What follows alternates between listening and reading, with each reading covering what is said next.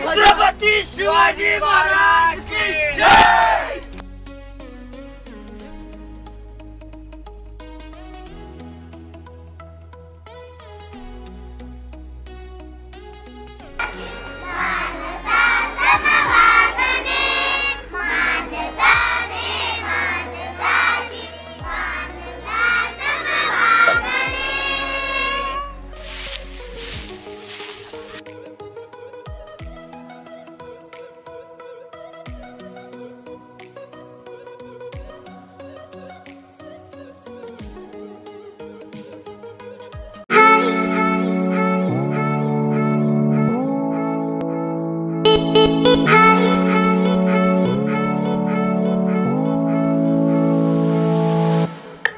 नमस्कार मंडळी, धीरज बोरसे व्लॉग्स मध्ये तुमचे सर्वांचे मी सहर्ष स्वागत करतो। माझा NSS मधील अनुभव या संबंधित हा व्हिडिओ आहे।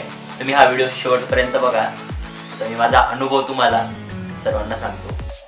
तारीख 24 जानेवारी वार गुरुवार। मनात खूप दिवसापासून इच्छा होती की मीही NSSच्या कार्यात सहभागी व्हायचे। सर्वप्रथम तर सरांमार्फत शुभेच्छा देण्यात आल्या। विद्यार्थ्यांचा जल्लोष पाहून सरांनाही खूप आनंद झाला।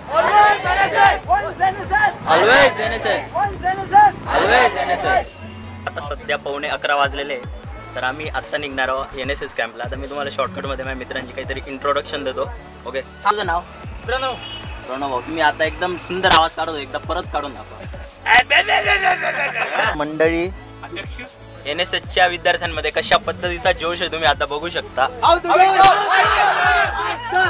फुल ऑन अतिशय उत्साहपूर्ण वातावरण होते। सर्वांमध्ये कॅम्पला जाण्याची उत्सुकता ही सर्वांमध्ये अगदी दिसून येत होती।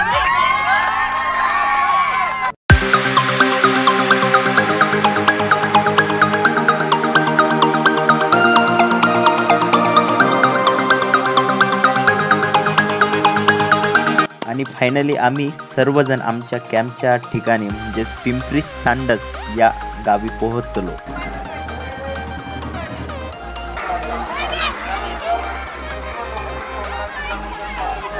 गावातील लोक बघून, गावातील शाळा, राहणीमान, लोकांचा मनमिळाऊपणा बघून खरंच खूप खूप छान वाटत होते।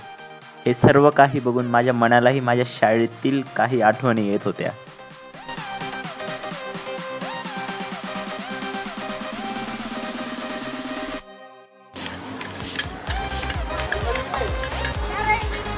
काही वेळेनंतर माणसाने माणसासोबत कशा पद्धतीने वागले पाहिजे या संबंधी मुली गाणे म्हणत असताना मला दिसून आल्या।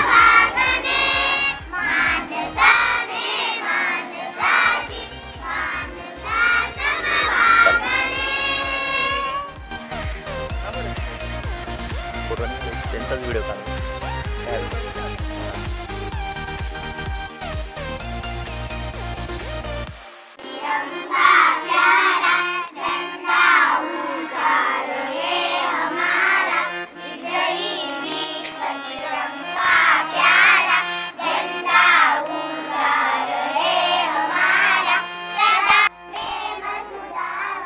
इकडे मी तर काही शाळेमधील व्हिडिओ काढत असतानाच माझे जे काही NSSचे बाकीचे मित्र आहेत ते जोरदार पद्धतीने मंदिराची स्वच्छता करत होते।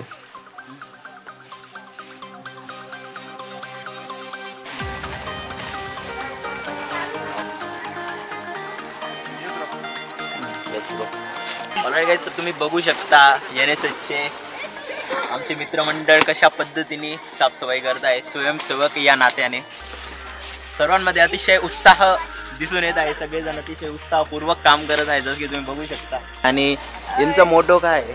मोटो हा आहे की हे जे दिसतंय लॉन आहे ते स्वच्छ करायचं। अरे वा।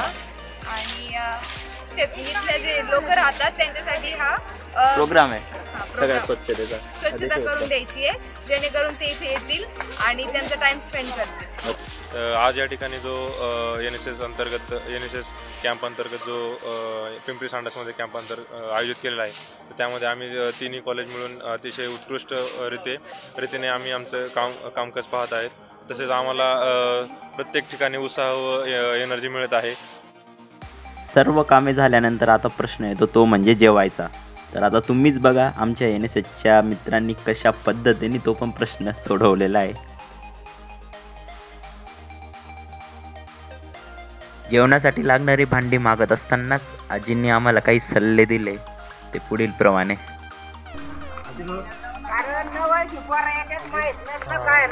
बरोबर आहे.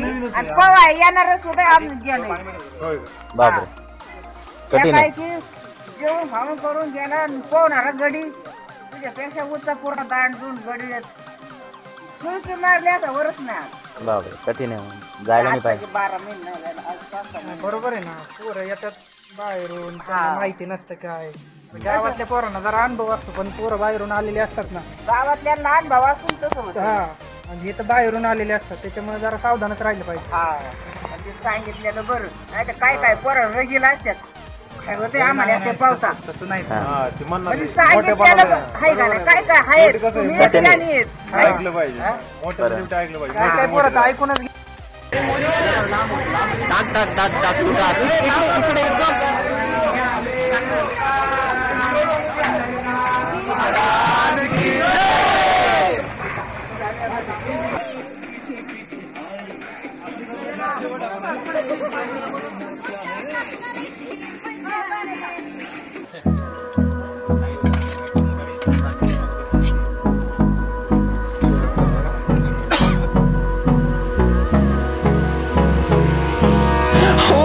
close till I get up. Time is barely on our side. I don't wanna waste what's left. The storms we chase are leading us, and love is all we'll ever trust. Yeah, no, I don't wanna waste what's left.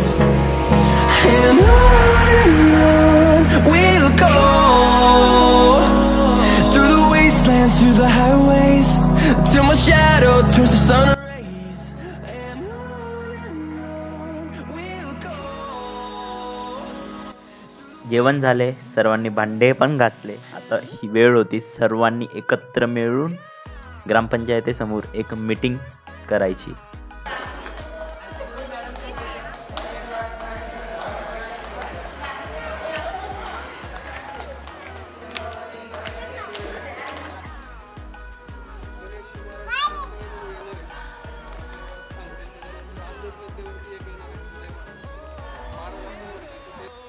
समाजसेवा करणे, आपल्या जवळपासच्या परिसरातील लोकांमध्ये मिसळून त्यांना समजावून घेऊन रचनात्मक कार्य करणे, समाजसेवेच्या माध्यमातून स्वतःच्या व्यक्तिमत्वाचा विकास करणे या उद्देशाने ही योजना तयार करण्यात आली आहे. तिची काही उद्दिष्टे खालीलप्रमाणे. ज्या समाजात आपण काम करतो त्या समाजाला समजून घेणे, स्वतःला संबंधित समाजाला समजून घेण्यासाठी पात्र बनवणे, म्हणजे स्वतःला तयार करायचे समाजाला समजवण्यासाठी. समाजाच्या गरजांची माहिती करून घेणे, त्यांच्या अडचणी समजून घेणे व त्या दूर करण्याचा प्रयत्न करणे, ज्यामुळे की तो समाज सक्रिय बनेल. आपल्यामध्ये सामाजिक बांधिलकीची जाणीव निर्माण करून तिचा विकास करणे. आपल्या शिक्षणाचा उपयोग व्यक्तिगत किंवा सामाजिक अडचणी दूर करून त्यावर व्यावहारिक उपाय शोधण्यासाठी करणे. समाजात मिसळण्यासाठी ज्या गुणांची गरज आहे त्या गुणांचा आपल्यामध्ये विकास करणे. नेतृत्व गुण धारण करून लोकशाही प्रवृत्तीचा विकास करणे. साक्षर व निरक्षर यांच्यातील दरी कमी करणे. संकटकाळी व नैसर्गिक आपत्तीत तोंड देण्याची पात्रता आपल्या अंगी बनवणे. राष्ट्रीय एकात्मतेचा प्रसार व विकास करणे. समाजातील गरीब वर्गाची सेवा करण्याची इच्छा मनात जागृत करणे. ही आपली आली उद्दिष्टे. पण बिल्ल्याचं महत्व बघूया. देश के लोकतांत्रिक परंपराओं की मर्यादा को बनाए रखेंगे तथा स्वतंत्र निष्पक्ष एवं शांतिपूर्ण निर्वाचन की गरिमा को क्षुण्ण रखते हुए निर्भीक होकर धर्म वर्ग जाति समुदाय भाषा अथवा अन्य किसी भी प्रलोभन से प्रभावित हुए बिना सभी निर्वाचनों में अपने मताधिकार को प्रयोग करेंगे. जय हिंद.